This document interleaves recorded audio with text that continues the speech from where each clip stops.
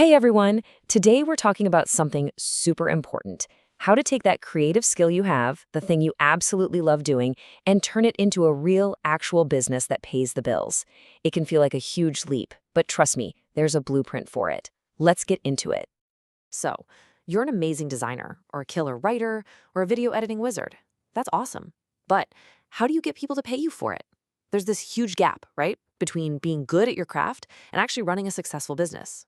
Well, it turns out there's a pattern, a proven path that works whether you're starting a podcast agency or a drone company.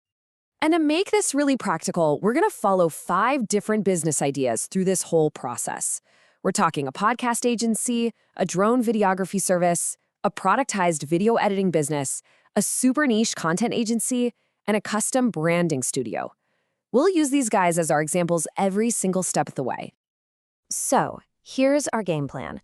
We'll kick things off with the core idea, which is the 4-phase blueprint.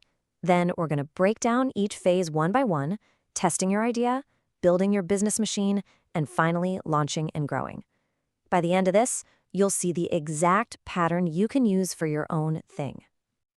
So what's the big secret here? Well, there isn't one. It's not magic. It's just a repeatable system. It's a universal pattern, a step-by-step process that pretty much takes all the guesswork out of launching a creative service business.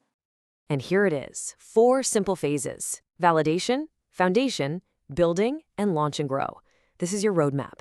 You don't build a fancy website before you even know if people want your service. You don't worry about hiring people before you have a solid foundation. You just follow the steps. Let's start with the most important one of all, phase 1. All right, phase 1, this is the MVP test. MVP stands for minimum viable product, and this whole phase is about proving with cold, hard evidence that someone out there will actually pay you for what you do before you sink a ton of time and money into it. So, what the heck is an MVP for a service business? It's not some half-baked app. It's just the smallest, simplest version of your service that you can offer that still provides real value. Its only job is to answer one critical question: will somebody open their wallet for this? And here's what that actually looks like. For our podcast agency, the MVP isn't some huge business plan. Nope. It's just producing 3 episodes for one client for a small fee. For the drone pilot, it's making a jaw-dropping demo reel from footage you shot for free. And for the designer, you create 3 amazing concept projects for fake breweries just to show what you can do. See? You're not just saying you're good, you're creating tangible proof. And you've got to remember this, the goal of your MVP isn't perfection, not at all. The goal is to get a testimonial. It's about getting that first case study, that first piece of solid proof that someone found your work so valuable they were willing to pay for it. That's the real currency you need right now. Okay, so you did it. You validated your idea. Somebody paid you and they were happy with the result. Awesome. Now it's time to build the machine. We're going to lump phases 2 and 3 together here because they're all about turning that little MVP into a real, systemized business. Let's break this down. First is the foundation. This is the boring but critical stuff. Getting your legal ducks in a row, having solid contracts, maybe getting insurance. Then there's the building phase. This is the fun stuff, making your website, figuring out your service packages, and creating a super smooth process for bringing on new clients. And look, these foundational steps are totally non-negotiable. And they're different for every field. If you're going to fly a drone for money, you legally have to get a license and special insurance, period. If you're a designer, your contract better be crystal clear about how many revisions a client gets. This stuff isn't just red tape. It protects you and your client. Now let's talk about a strategy in the building phase that is a complete game changer. It's called productizing your service. This just means you stop trading your time for money, selling by the hour, and you start selling a predictable result in the form of a package. This makes what you offer so much easier for clients to understand and buy. A video editor might offer a monthly subscription for, say, 8 videos. A podcast agency could have tiers like editing only or full production. And part of this is building the system to deliver on that promise smoothly, like a simple Trello board for the video editor so clients can submit footage, or a shared folder for the podcast client to drop their audio. It's all about making it professional and repeatable. Okay, so you've got a proven service. You've built a machine to deliver it. Now it's time for the final phase, launch and grow.